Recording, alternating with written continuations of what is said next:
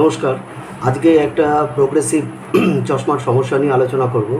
এই চশমাটা very recent, মানে ১ মাসও হয়নি চশমাটা কোনো এক কাস্টমার বানিয়েছে এবং আমার কাছে দিয়ে গেছে। সেটা অন্য কোনো জায়গায় বানানোর পরে তার চোখে ১ মাসের ব্যবধানে সে নতুন করে লেন্স বানাতে চাইছে। কারণ জিজ্ঞেস করাতে সে বলল চশমাটা কোনোভাবেই চোখে সেট হচ্ছে না এবং পরতে গেলে খুবই অসুবিধা হচ্ছে, মাথা যন্ত্রণা করছে, দেখতে অসুবিধা হচ্ছে, ডিস্টেন্সটাও অসুবিধা হচ্ছে, কাছেরটাও অসুবিধা হচ্ছে।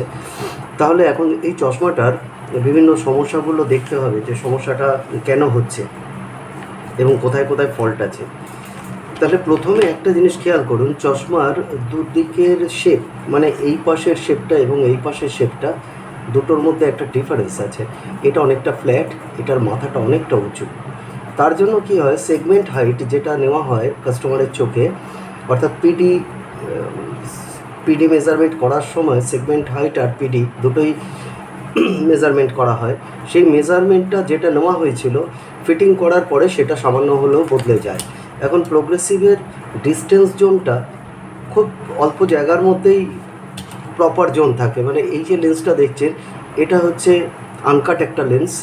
এখানে দেখুন এটা ডিস্টেন্স জোন, একটা রাউন্ড ফিগার করা আছে। এর আগের ভিডিওতে আমি এগুলো বলে দিয়েছিলাম, আরেকবার নতুন করে চেষ্টা করছি বোঝানোর। এইখানে এই যে ডিস্টেন্স পয়েন্টটা, এই ডিস্টেন্সের মধ্যেই কিন্তু তার মনিটা থাকার কথা এবং মনির যে মাঝখানে সেন্টার, সেই সেন্টারের সাথে এই পয়েন্টটা ম্যাচ করতে হয়। এই পয়েন্টটাকে যদি কোথাও একটু সরে যায় এদিকে বা এদিকে, চোখের মনি চশমাটা পরার পরে দেখা যায় যে সরে গেছে, সেক্ষেত্রে কিন্তু প্রবলেম আসবে।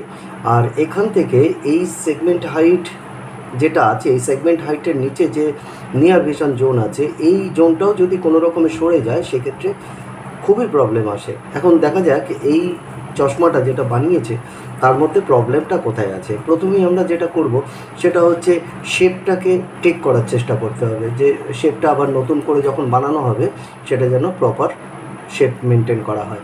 সেটা দুটো পদ্ধতি আছে, একটা ম্যানুয়াল করা যায় আর আরেকটা হচ্ছে আমি এই চশমার লেন্সটা খুললাম, আরেকটা হচ্ছে অটোমেটিক মেশিনে তৈরি করা যায়। অটোমেটিক মেশিন কি করে, যেটাকে স্ক্যান করতে পারে, একদিকের এই চারপাশটা স্ক্যান করে নেবে, সেম স্ক্যানে লেফট আইটা যেরকম আছে সেরকমভাবে রাইট আইটা স্ক্যান হয়ে, অর্থাৎ একই শেপের একই সাইজ দুটো ডেমো তৈরি হবে। ডেমো কাকে বলি, যখন চশমাটা আপনি পরছেন দোকানে গিয়ে তাতে যে প্লাস্টিক লাগানো থাকে সেটাই আমাদের ডেমনস্ট্রেশনের জন্য দেওয়া থাকে।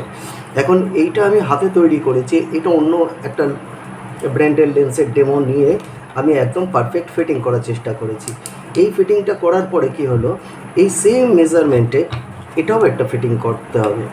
এই সেম মেজারমেন্ট যখন ফিটিং হলো তাহলে দেখা যাচ্ছে যে এর আগের শেপটার থেকে এখন প্রপার শেপ তৈরি হলো, অর্থাৎ এই যে উঁচু নিচু যেটা ছিল সেটা অনেকটাই মিনিমাইজ হয়ে গেল। এখন এই জিনিসটা করতে গেলে অনেকটা ধৈর্য নিয়ে করতে হয়, কেননা প্রত্যেকবার এরকমভাবে ডেমো মেজারমেন্ট করে নিয়ে দুদিকে সমান হচ্ছে কি না আর বারবার ফিটিং করে দেখতে হয় যে একদম অ্যাকিউরেট বসছে কি না। কেননা নতুন ডেমো তৈরি করার সময় যদি এই ডেমোটাতেও ভুল থাকে তাহলে আপনার চশমাটাও আবার ভুল হবে। এখন দেখা যাক যে লেন্সটা এটাই বসানো ছিল সেটার প্রবলেম কী ছিল। দেখুন শেপের সাথে সামান্য একটু হলেও ডিফারেন্স আছে। এই জায়গাটা একদম একটা খাঁজ মতো হয়ে রয়েছে, এটা এরকম ডেমো ছিল না। ডেমোর যেটা শেপ আছে, ফ্রেমের যেটা শেপ আছে, একটু রাউন্ড সারফেস ছিল, এটাকে একদম কোনাকুনি একটা সারফেস কেটে দেওয়া হয়েছে।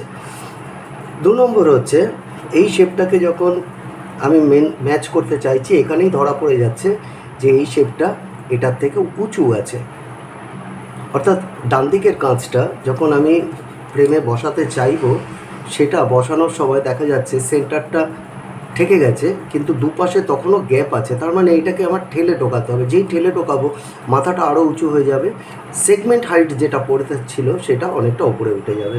এখন এইটা একদম টেকনিক্যাল বিষয়, যারা চশমা বানান তারা এটা ভালো বুঝতে পারছেন, কিন্তু আপনি যখন সাধারণ একজন চশমা ব্যবহারকারী হিসাবে এটা দেখছেন সেটা একটু ডিফিকাল্ট হয়।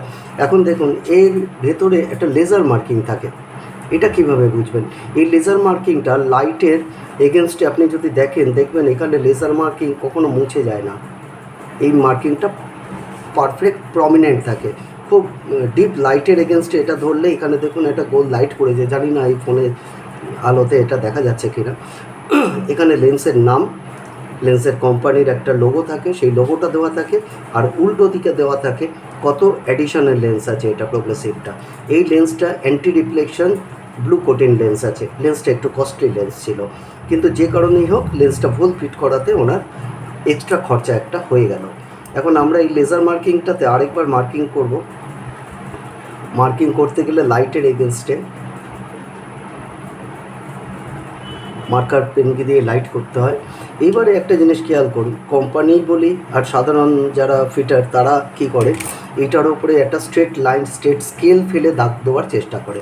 দাগ দেওয়ার ফলে কি হয়, এটা তো রাউন্ড সারফেস, এটার উপরে স্কেলের যখনই দাগ টানবো তো একদিকে পেনটা যখনই ঢুকে যাবে সেইটা লাইনটা বেঁকে যায়। তার জন্যে আমি সবসময় বলি যে এরকম সেম কার্ভেচারের একটা লেন্সকে হাফ করে নিতে, হাফ করে নিয়ে যদি ঠিক ঠিক দাগ দেওয়া হয় একদম ওই লেজার মার্কিংয়ের ওপর দিয়ে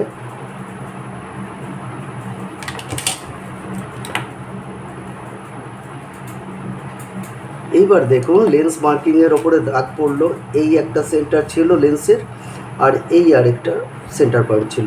এটার একদম অ্যাকুরেট মেজারমেন্ট হচ্ছে 34 মিলিমিটার, এর সেন্টার 17 মিলিমিটার হবে। 17 মিলিমিটারের 2 মিলিমিটার ওপরে ফিটিং পয়েন্ট অর্থাৎ সেগমেন্ট হাইট, মানে ডিস্টেন্স পয়েন্ট যেটা থাকবে চোখের মনের পিডি হাইট, পিডি সেন্টার, সেই পিডি সেন্টার এরকম একটা জায়গায় চলে আসবে। আমি এটা আন্দাজে দিলাম, আন্দাজে দেওয়ার কথা নয়, এটা একদম পারফেক্ট মেজারমেন্ট যদি করতে হয় তখন এরকম একটা স্কেল ইউজ করতে হয়। এখান থেকে এটা পারফেক্ট 34 মিলিমিটার পেয়ে গেছি। এবার 17 মিলিমিটার এখানে দাগ দিলাম, উল্টো দিক করে একদম প্রমিনেন্ট পেয়ে যাচ্ছি 17 মিলিমিটার। এই 17 মিলিমিটারটা হচ্ছে এর 2 মিলিমিটার ওপরে রয়েছে, ধরে নিলাম এখানে। এইবার একটা জিনিস খেয়াল করুন, এইটা কি কখনো মনে হচ্ছে যে এর সাপেক্ষে এইটা 180 ডিগ্রি, না লাইনটা একটু বেঁকে গেছে? তার মানে চশমা যখন এটা ফিটিং করা হয়ে যাচ্ছে তখন কি হলো, লাইনটা অটোমেটিক বেঁকে গেছে। তার মানে তার সিলিন্ড্রিক্যাল পাওয়ার থাকলে সেক্ষেত্রে প্রবলেম হবেই। আর যদি সিলিন্ড্রিক্যাল না হয় শুধু স্পেরিক্যাল হয়, স্পেরিক্যাল পাওয়ারের ক্ষেত্রে এখানে যে নিয়ার ভিশন জোনটা আছে সেটা আরও ক্লোজ হয়ে গেল, তার মানে অটোমেটিক তার নিয়ার ভিশনে প্রবলেম হতে থাকবে। এবার উল্টো দিকটাও দেখা যাক, উল্টো দিকেও একটা লেজার মার্কিং থাকে।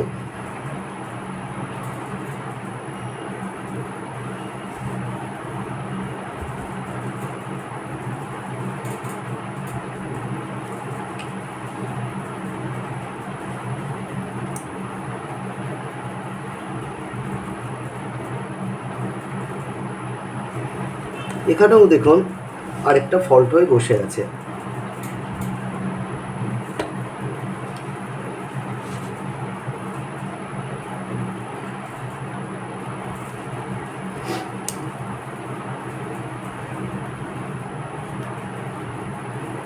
এইটা আলোর এগেনস্টে দেখলেই এটা খুব সহজে চোখে ধরা পড়ে যে লেজার মার্কিংটা কোথায় আছে। এবার এটাও দেখুন একদম পারফেক্ট 34 মিলিমিটারেই দুটো পয়েন্ট এসে গেছে। এবার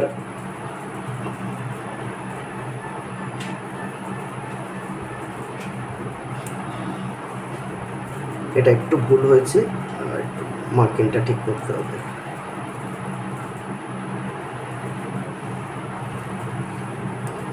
এবার যখন এই হাফ লেন্সটা দিয়ে এটা দাগ দিচ্ছি তাহলে স্ট্রেট লাইনটা একদম প্রপার স্ট্রেট লাইন হয়।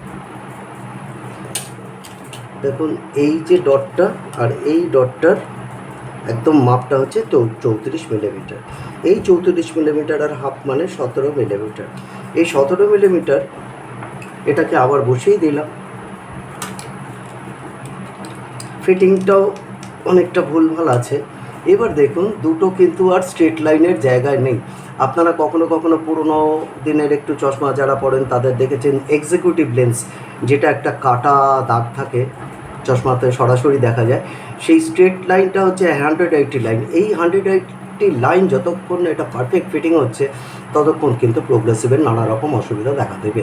কেননা সেন্টার যেখানেই থাকুক না কেন তার পিডি কিন্তু নিয়ার পিডি সরে যাবে, ডিস্টেন্স পিডি সরে যাবে।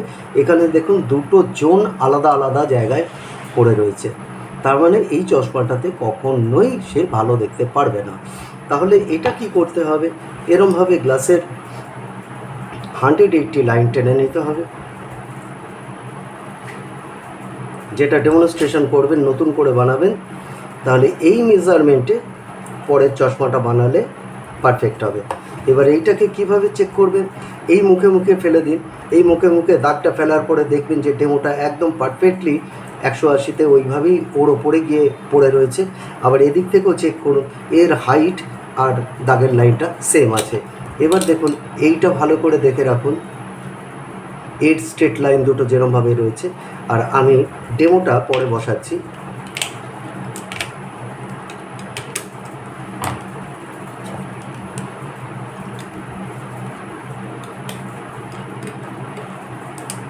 এটা নতুন তৈরি করা ডেমো।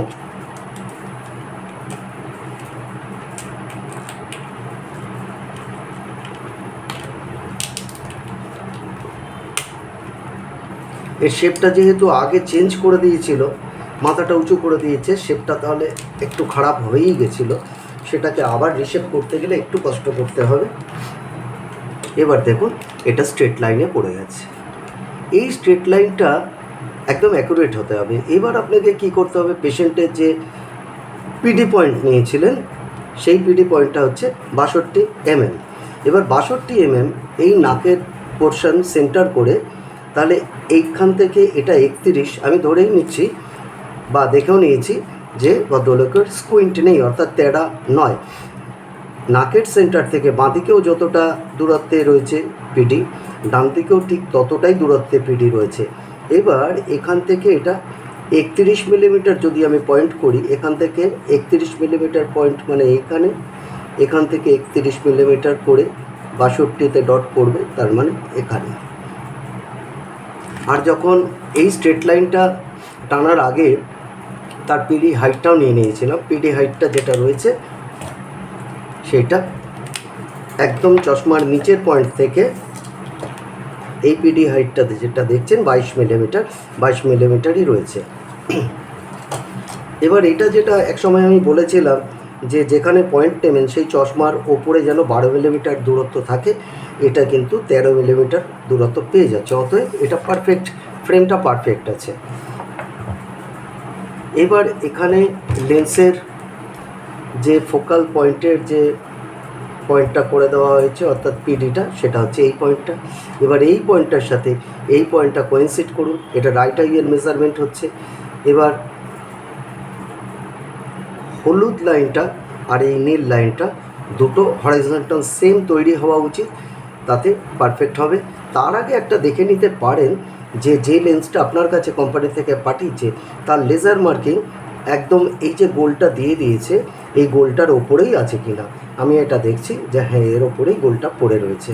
তাহলে এইটা এখন আমার একটাই কাজ, এর পিডি পয়েন্ট আর গ্লাসের সেগমেন্ট হাইটের যে পয়েন্টটা, যেটা ফিটিং পয়েন্ট, সেই পিডি পয়েন্টটাকে সমান রেখে এই লাইনটা আর নীল লাইনটা সমান্তরাল রেখে এটা দাগ দিয়ে দেওয়া। এই দাগটা দিতে পারলে তবে লেন্সটা একদম পারফেক্ট ফিটিং হয়ে যাবে। এইভাবেই ফিটিং করতে হয়, না হলে কিন্তু চশমার সমস্যাটা থেকেই যাবে।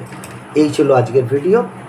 যদি কোনো মনে হয় যে সত্যি সত্যি এরকম অসুবিধা হয়েছিল কারো, সেক্ষেত্রে এইটা ফলো করবেন। এবং যারা টেকনিক্যাল লোক আছে তাদের কাছেও এটা রিকোয়েস্ট, এই মেজারমেন্টটা এটা আমি পরে আরেকটু সিরিয়াসলি বসে মেজারমেন্ট করব। এটা ভিডিওর জন্য আমি ডেমনস্ট্রেশন দিতে গিয়ে হয়তো চোখের একটু এলোমেলো হয়ে যাবে, এইভাবে কাজ করা ঠিক না, তার জন্য আমি আলাদা করে পরে করব। কিন্তু মূল বিষয় যেটা ছিল সেটা হচ্ছে গ্লাসের এই দুটো লাইনকে অবশ্যই সব সময় সমান রাখার চেষ্টা করবেন। এবং এই জিনিসটা যেন এরকম না হয় যে এর লাইন আর এই লাইন দুটো এতটা ডিফারেন্স হয়ে গেলে পেশেন্ট কখনোই ভালো দেখবে না।